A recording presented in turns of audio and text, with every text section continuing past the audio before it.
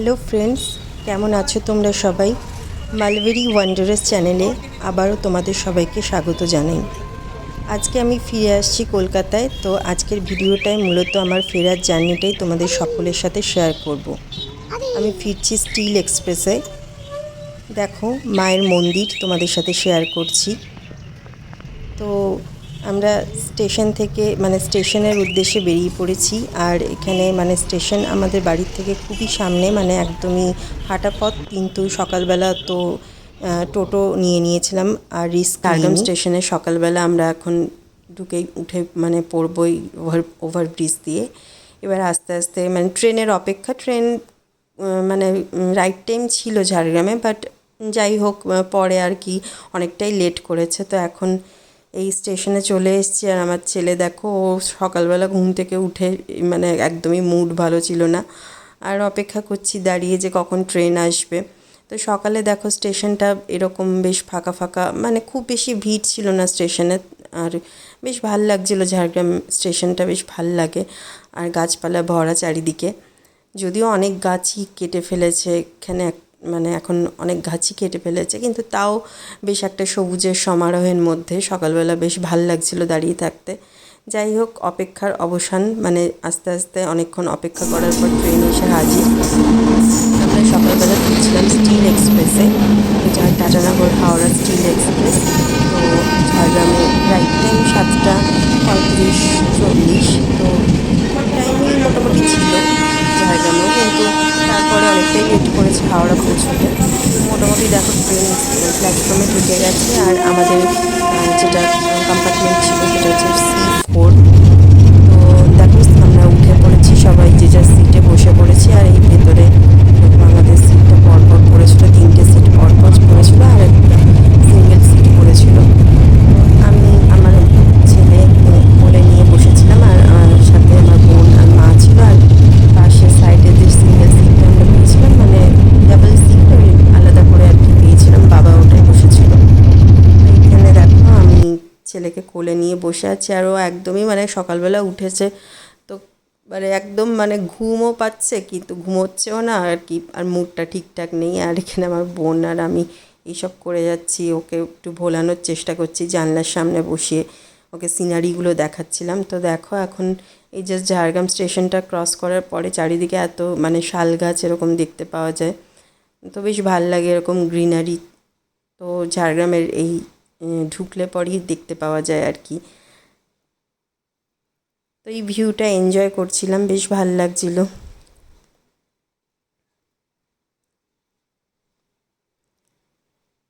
এই দেখো এখন আমরা যেটা তোমরা দেখতে পাচ্ছ দূরে, যেটা হচ্ছে একদম ন্যাশনাল হাইওয়ে বম্বে রোড যেটা।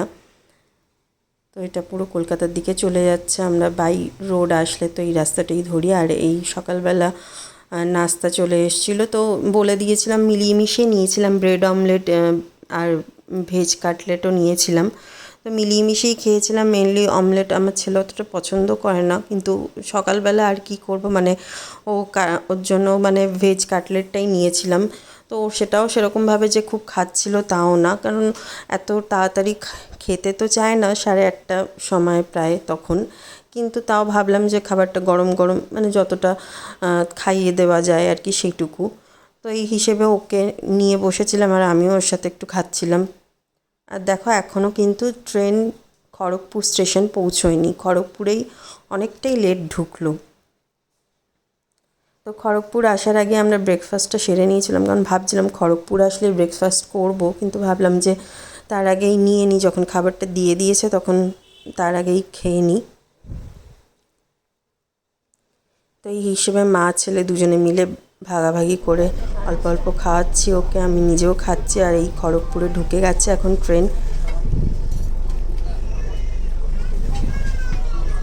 তো খড়গপুরে খুব বেশিক্ষণ দাঁড়ায় না, খুব সামান্য টাইমের জন্যই দাঁড়ায়।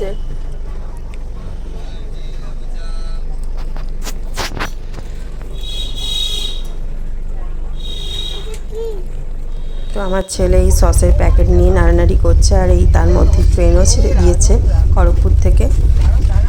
তো খড়গপুর থেকে আমরা মানে ট্রেন মোটামুটি খড়গপুর অবধি টাইমটা তাও ঠিকঠাক মনে হচ্ছিলো, কিন্তু তারপরে আস্তে আস্তে মানে মনে হচ্ছে যে এতটা লেট, মানে সাঁতরাগাছি মোটামুটি আমরা 9:30টার মধ্যে পৌঁছে যাই, কিন্তু 9:30টার সময় সাঁতরাগাছিতে ঢোকেনি। তো এখন দেখো আমি বোন আবার ছেলেকে নিয়ে সব করে যাচ্ছি, আর ও কোলে বসেছিল এতক্ষণ, ওকে একটু সিটে বসিয়ে দিলাম যে একটু বসুক। তো তারপরে আমি ভাবলাম যে ভিডিওটা কন্টিনিউ করছিলাম, দিয়ে এই এতক্ষণ পরে দেখো খড়গপুরের পরে অনেকটা টাইম পরে এই পাঁশকুড়া ক্রস করছে। তো পাঁশকুড়া স্টেশন তো এমনিতে জানোই তোমরা সবাই যে পাঁশকুড়ার চপ খুব বিখ্যাত, কিন্তু স্টিল তো পাঁশকুড়াতে দাঁড়ায় না, কিন্তু এতটা লেট করলো মনে হচ্ছিলো যদি পাঁশকুড়াতেও যদি দাঁড়াতো, কারণ যখন লেটই করছে তখন এখানেও একটু স্টপেজ দিতে পারতো, যদি কোনো চপ উঠতো বাই চান্স তাহলে খাওয়া যেত। তো যাই হোক, সেটা তো সম্ভব না। তো দেখো পাঁশকুড়া স্টেশন ক্রস করে গেল, আর আবারও আমি আর আমার ছেলে মিলে এইসব করে যাচ্ছি, ওকে একটু বোলাচ্ছি, মানে ও অন্য সময় হলে লাফালাফি দাপাদাপি সবই করে, কিন্তু আজকে কোনো কারণে সকালবেলা ওঠার জন্য ওর মুডটাও ঠিকঠাক ছিল না। তো বসে বসেই ও যাচ্ছিলো, তারপরে এত লেট করলো ট্রেন, তো সেটা তো আর বলার নেই। তো এখন জাস্ট কোলাঘাট ক্রস করছে, আর কোলাঘাট পেরোলেই আমাদের চিরপরিচিত রূপনারায়ণ নদ, সেই মানে আমার ছোটোবেলা থেকেই আমার খুব ভালো লাগে, জানি না কেন এখানটা খুব ভালো লাগে। যখনই পেরোতাম ছোটোবেলাতেও জানলার সামনে বসলেই মানে দেখতাম আর কি ব্রিজটা দিয়ে নদীটা বেশ দারুণ লাগতো। কোলাঘাটে আমি ছোটোবেলায় বেড়াতেও এসেছিলাম, মানে স্কুল থেকে এসেছিলাম পিকনিকের জন্য, তো তখন রূপনারায়ণের ধারে আমরা মানে বন্ধুরা মিলে এসেছিলাম। তো যাই হোক, বেশ ভালো লাগছিলো। এটা আমার ছেলেকেও বললাম যে দেখ, এটা রূপনারায়ণ নদী। তো ব্রিজটা দিয়ে ক্রস করছিলাম।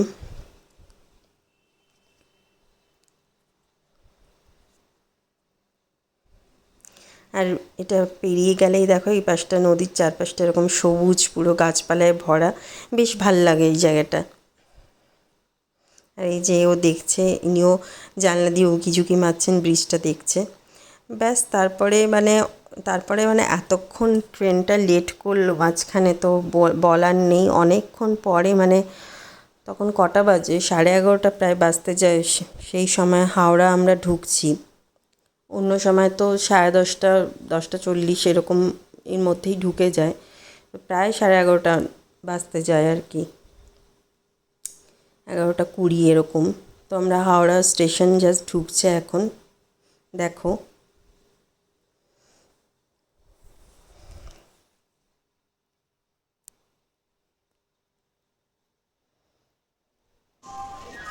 ট্রেন থেকে নেমে পড়েছি প্ল্যাটফর্মে। এই ডান দিকে আমাদের স্টিল এক্সপ্রেস দাঁড়িয়ে আছে, আমাদেরকে ঝাড়গ্রাম থেকে হাওড়ায় নামিয়ে দিয়েছেন আমাদের গন্তব্যে। আর এখন যাচ্ছি 18 নম্বর প্ল্যাটফর্মে দিয়েছিল। এবার যাচ্ছি হচ্ছে আমার শ্বশুরমশাই এসেছিলেন, তো ওনার সাথেই মানে আমি আমার ছেলে ফিরে আসবো আর কি। তো দেখো আমার ছেলে এখন দুই দাদুকে পেয়ে একদম খুবই চার্জড হয়ে গেছে, দুই দাদুর হাত ধরে ধরে আর কি যাচ্ছে। ও ঠাকুরদাকে খুব মিস করছিল এতদিন, তো ট্রেন থেকে নেমেই দেখে একদম খুব উত্তেজিত হয়ে গেছে একদম। আর তারপরে তো দাদার সাথে তো এতদিন ছিলই, তো এখন দুজনের হাত ধরে হেঁটে হেঁটে যাচ্ছে পার্কিংয়ের দিকে। তো এখন আমরা গাড়িতে উঠে পড়েছি, এই জাস্ট এবার হাওড়া ব্রিজের দিকে এগিয়ে যাচ্ছি আমরা। ট্রেনটা এত লেট করেছে আজকে, তো তার জন্য একদমই মানে আমার ছেলের শরীরটাও খারাপ লাগছিলো। আর বাইরে অসম্ভব গরম, মানে বাইরে বেরিয়েই মানে বেশ একটা গরম বুঝতে পারা যাচ্ছিলো, আর ওরও শরীরটা তার জন্য ভালো লাগছিলো না। তো ট্রেনে তো সেরকম কিছু খাচ্ছিল না, অল্পই সামান্যই খেয়েছিল। তো তারপরে নামার আগে একটু ও জুস খেয়েছিল, তো মুখ থেকে একটু মানে বমির মতন, বমি করেনি কিন্তু একটু বেরিয়ে আসছিলো। তো যাই হোক, কোনো রকমে ওকে ভুলিয়ে ভালিয়ে মানে আমি শুইয়ে দিয়েছিলাম, গাড়িতেও শুয়ে পড়েছিল। আর এখন এই হাওড়া ব্রিজে উঠে পড়েছি আমরা। রাস্তায় খুব জ্যাম ছিল না, যেহেতু তখন কটা বাজে, এবারে প্রায় 12টা বাজতে যায়, তো জ্যাম অতটা ছিল না। এই হাওড়া ব্রিজ এই ক্রস করার টাইমটাতে একটু জ্যাম ছিল, তারপরে রাস্তার মোটামুটি ফাঁকাই ছিল, অসুবিধা হয়নি আমাদের বাড়ি পৌঁছোতে। তো ঠিক আছে, চলো ভিডিওটা আর বেশি বাড়াচ্ছি না, এখানেই শেষ করছি ভিডিওটা। একদম আজকে দেখালাম ঝাড়গ্রাম থেকে আমার বাড়ি ফেরার, এই স্টিলে করে বাড়ি ফেরার এই ভিডিওটা। তো তোমরা জানিও আমার ভিডিওগুলো তোমাদের কেমন লাগছে, আর আমাদের চ্যানেলটাকে তোমরা সাবস্ক্রাইব করে রেখো, পরবর্তীকালে আরও নতুন নতুন ভিডিও যাতে তোমরা নোটিফিকেশন পাও তার জন্য সাবস্ক্রাইব করে রেখো। আর অবশ্যই সমস্ত ভিডিওগুলো দেখবে আর লাইক করবে, কমেন্ট করতেও ভুলবে না। তোমরা কী ধরনের ভিডিও দেখতে চাইছো সেগুলো অবশ্যই জানিও তোমাদের কমেন্টের মাধ্যমে। তো চলো তাহলে এখানেই এন্ড করছি ভিডিওটা। তোমরা সবাই ভালো থেকো, টাটা।